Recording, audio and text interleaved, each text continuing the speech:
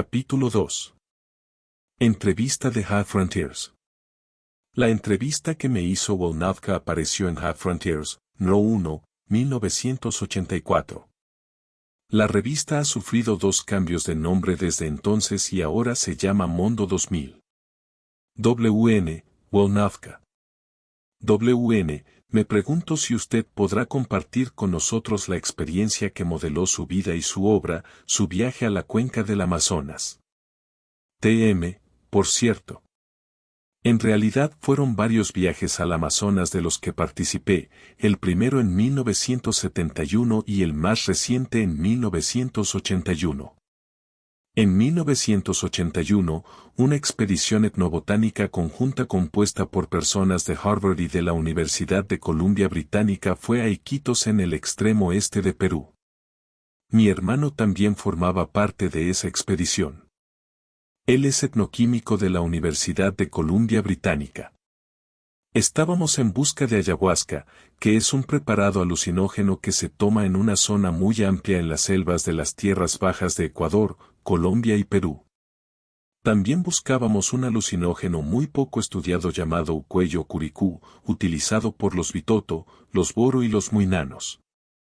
En ambos casos, estas drogas alucinógenas se basan en DMT o DMT en combinación con alguna otra sustancia química que potencie la experiencia.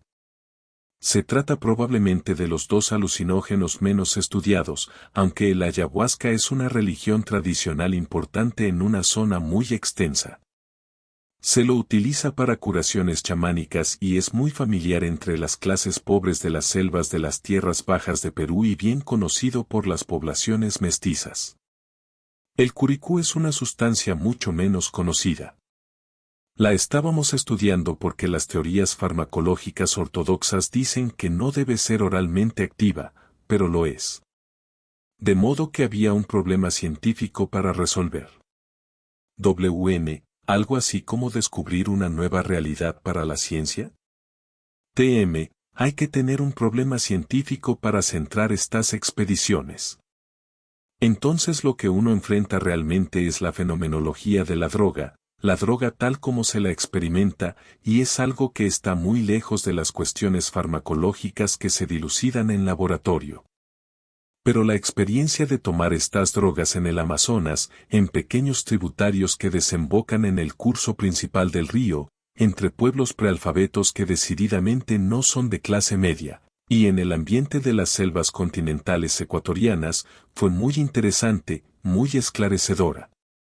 WN, ¿cómo respondió usted a eso? Supongo que ya había experimentado con otros alucinógenos en el pasado reciente antes de hacer ese viaje y que en verdad usted buscaba el efecto, la respuesta psicofísica en usted mismo. Pero, al parecer, se encontró con algo totalmente inesperado. TM, sí.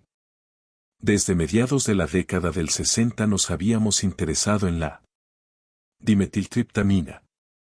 DMT, tanto por la experiencia como por el disparo rápido. Cuando se fuma DMT, se tiene la experiencia en 15 o 30 segundos. El contenido de la experiencia pareció trasponer el modelo ortodoxo de lo que debe constituir la experiencia psicodélica. En otras palabras, se habló de la experiencia psicodélica en términos de expansión de la conciencia, o de explorar el contenido del inconsciente personal o colectivo, o de lograr una gran empatía con las obras de arte, y cosas por el estilo. Lo que descubrimos con las triptaminas fue que parecía haber una dimensión no anticipada que implicaba el contacto con una inteligencia extraterrena. La denomino así a falta de una descripción mejor. En la experiencia psicodélica se presentaban entelequias organizadas con información que no parecía provenir de la historia personal del individuo, ni siquiera de la experiencia humana colectiva.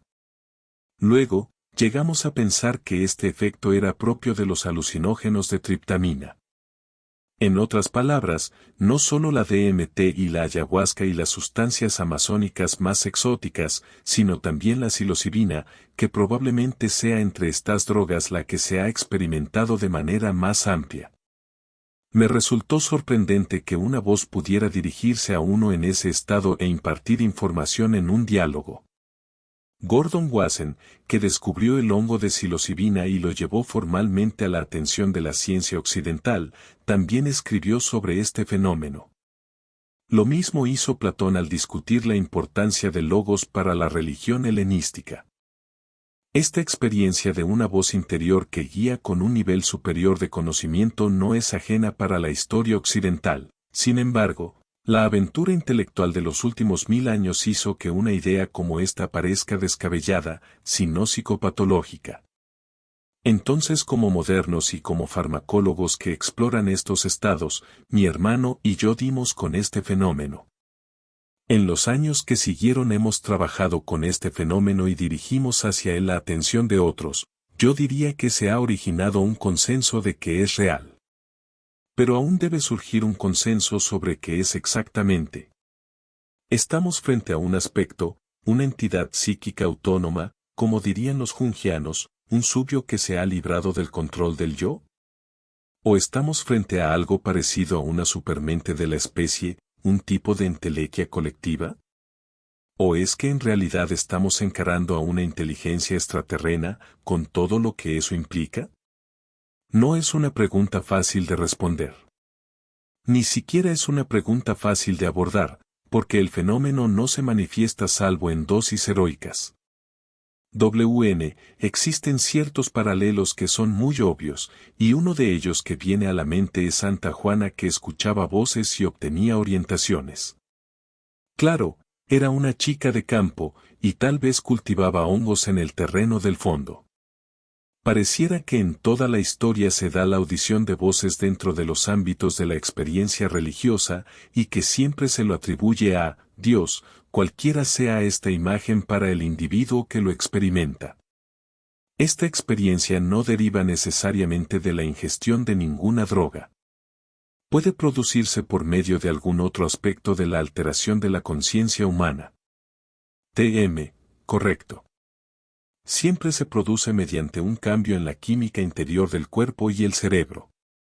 Pero es algo que puede ser inducido por plantas o estrés, o puede suceder simplemente que una persona o un linaje familiar tengan predilección por estos estados. Usted tiene razón, la religión tal como se la entendía en los tiempos premodernos es en esencia la respuesta de los humanos al problema de la instancia interior, pero bastante gente cree que es un fenómeno modelador de la cultura, cuando no, en verdad, un fenómeno que dirige la cultura.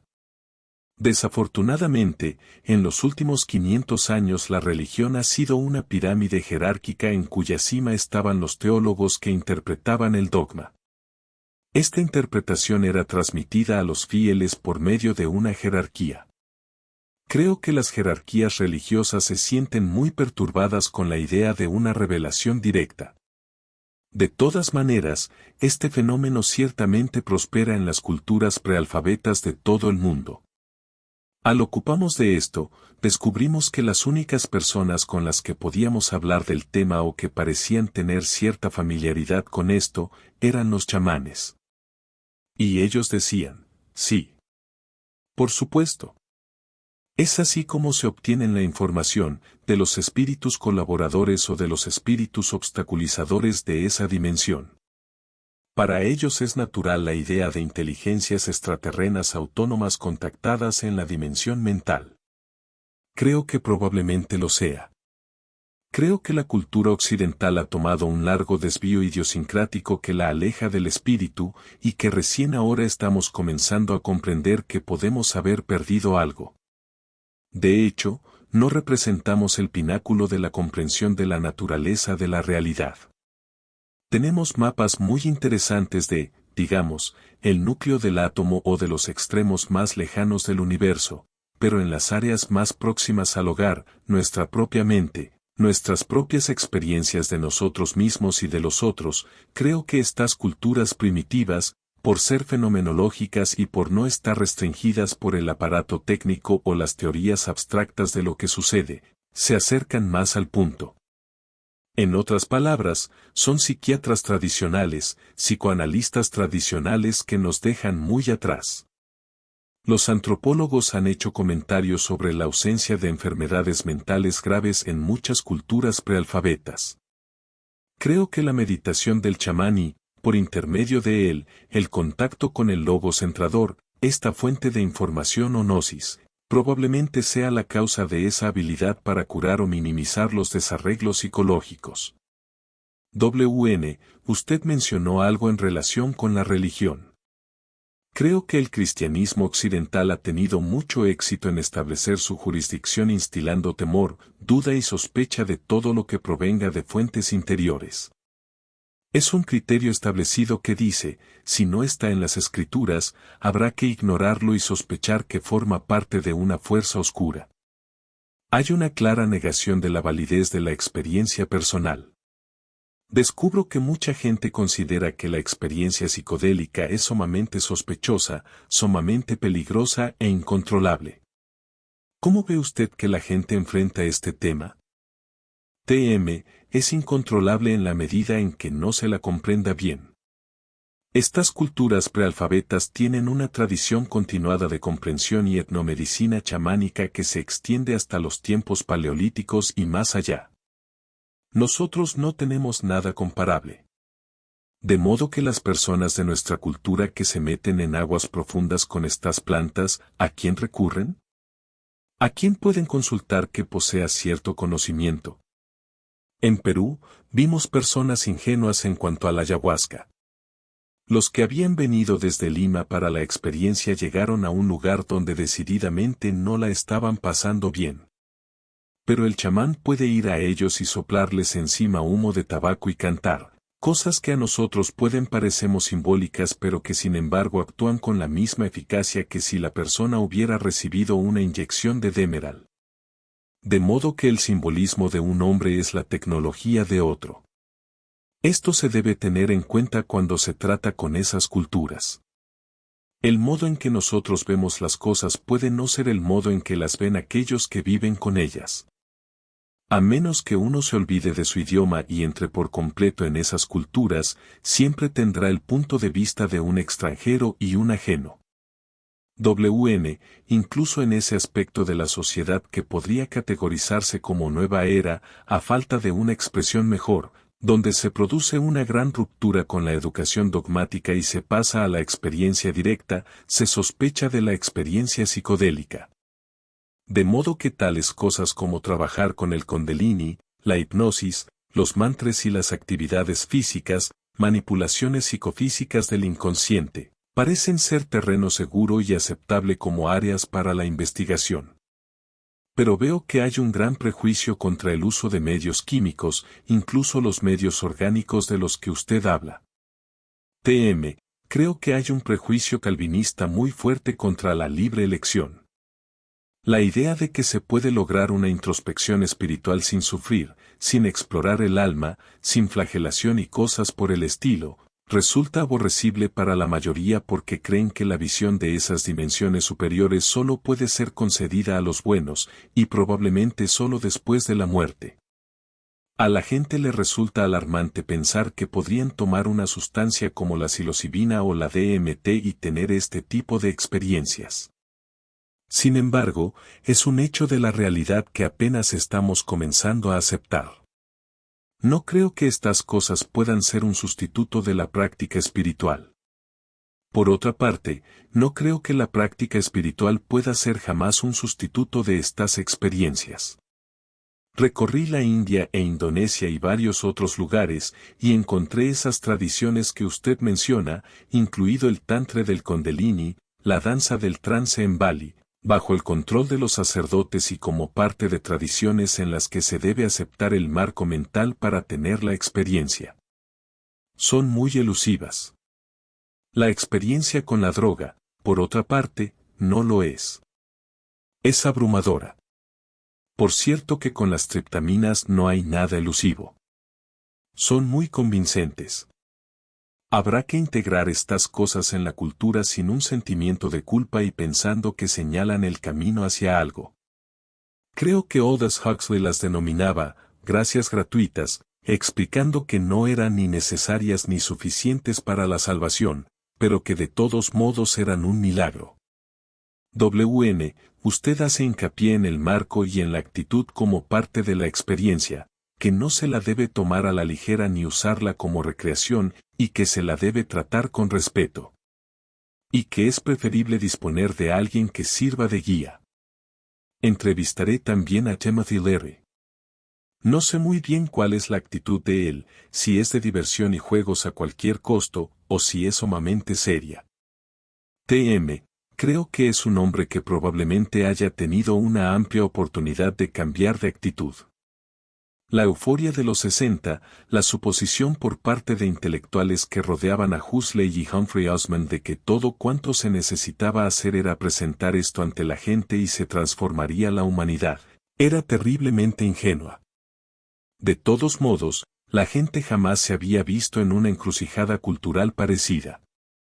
Oigo decir a la gente que puede haber otra oleada de experiencia psicodélica como fenómeno social. Por cierto, espero que si esto se produce, aquellos que vivimos la década del 60 hayamos procesado la experiencia y aprendido la lección. Creo que estas cosas no pueden hacerse en grupos numerosos. La manera más fructífera de abordar la experiencia psicodélica es el ambiente casi, aunque no formalmente, de la privación sensorial. Tenderse en la oscuridad completa y en silencio y observar el revés de los párpados. Me asombra lo exótico que parece ser este consejo para los demás. Es el sentido común lo que lo llevaría a uno a hacer eso. Después de todo, se trata de observar un fenómeno mental. Para ver el fenómeno mental incontaminado por fuentes externas de información, hay que ponerse en una situación donde el fenómeno pueda manifestarse por completo. A las dosis efectivas de estas sustancias, les garantizo a todos que no será una experiencia aburrida. Tal vez sean demasiadas personas que meditan y entonces imaginan que es algo parecido a la meditación. Es la antítesis exacta de la meditación.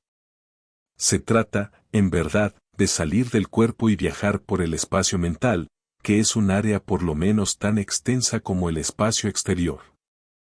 La distinción entre estas dos puede ser una convención cultural. Uno viaja por un campo desplegado de información que parece tener una magnitud de años luz. Esto solo puede realizarse si se reduce al mínimo la entrada de lo que proviene del exterior. Entonces se ve lo que vio Blake y lo que vio Master Eckhart, lo que vio San Juan de la Cruz. Tal vez uno no sea capaz de alcanzar a través de estas cosas el grado de percepción de ellos, pero por otra parte nadie puede medir el océano, ni Master Eckhart ni ningún otro. No es fácil medir el océano, pero nosotros podemos ser medidos por el océano, podemos enfrentarlo, estar en él. Creo que estas sustancias tienen y tendrán un gran impacto en la historia humana. De hecho, quizás sean la causa de la historia humana. Estamos tan familiarizados con la doctrina de la evolución, la idea de que descendemos de los monos, que tendemos a no darnos cuenta de qué criatura extraña es el hombre. El hombre es una criatura muy extraña. Y para haber pasado en 1.000.000 de años de frotar la piedra al lanzamiento del transbordador espacial y a arrojar instrumentos fuera del sistema solar, parece descabellado sostener que las fuerzas y los hechos de la naturaleza tal como los conocemos pueden habernos permitido hacer lo que hacemos. En cambio, tengo un punto de vista muy premoderno, estamos en liga con el demiurgo. Somos los hijos de una fuerza que apenas podemos imaginar. Nos hace bajar de los árboles y atravesar las planicies de la historia hacia sí misma. Este proceso lleva 10, 20 o 100.000 años, un instante. El tiempo de vida de muchos individuos llega y se va, pero la naturaleza actúa desde el punto de vista de la especie, y, en esa escala, apenas ha pasado un momento desde que nada sucedía en este planeta salvo el frotado de la piedra y la farmacología. La farmacología precedió a la agricultura porque las propiedades de las plantas fueron comprendidas mucho antes de que se comprendiera el cultivo de las plantas. Las visiones transmitidas por la psilocibina, visiones de máquinas enormes en órbita y planetas distantes y extrañas criaturas y vastos paisajes biomecanicistas, no pueden procesarse. Uno no sabe si está caminando en redondo adentro de un instrumento u organismo enorme. Casi no somos capaces de asimilar esas cosas. Sin embargo, estas visiones son la imagen guía corriente que se libra al tiempo histórico. Así como libró el cálculo diferencial hace un par de cientos de años, así como libró todos los grandes avances de la historia humana. La historia de los avances científicos o técnicos tiene el carácter de una revelación. La gente que logra los descubrimientos importantes dice, me fue dado una mañana, estaba allí. Descartes inventó el cálculo diferencial mientras estaba tendido en la cama una mañana. Newton hacía otro tanto a pocos cientos de kilómetros de distancia, y ellos ni siquiera se conocían. En el curso de los milenios se ha producido un diálogo entre el yo individual y el otro, entre el yo colectivo y el otro. Es lo que hemos llamado Dios. Los sacerdotes han tomado el control de ello y lo cargaron con toda clase de deberes y prohibiciones, pero la verdadera experiencia religiosa no tiene que ver con eso. Tiene que ver con el diálogo con el Logos y a dónde puede llevarnos y qué puede mostrarnos. Por lo que ahora, cuando nosotros como especie estamos a punto de abandonar o destruir el planeta, el Logos re-emerge con gran intensidad. No vamos a abandonar el planeta con nuestra mente no transformada. Lo que está sucediendo es una transformación general de la humanidad en una especie de criatura completamente distinta. El mono está siendo eliminado. Y la cosa que está compuesta por el lenguaje, la imagen y la imaginación, que ha residido en los monos durante tanto tiempo, está reemplazando ahora a la evolución biológica y, por medio de la cultura, está tomando las riendas de su propia forma y de su propio destino. El caos de nuestra era, que tanto nos preocupa a todos, no es para nada inusual. Es la situación normal cuando una especie se prepara para abandonar el planeta. Es el caos al final de la historia. No hay ninguna duda al respecto. Los signos están a la vista. Los signos que no están a la vista, pero que son conocidos para los aficionados de las sustancias psicodélicas, son las transformaciones de la conciencia que son simultáneas con la transformación de la cultura técnica. Estas dos son, de hecho, expresiones una de la otra. Estos tiempos son los dolores de parto de una nueva humanidad.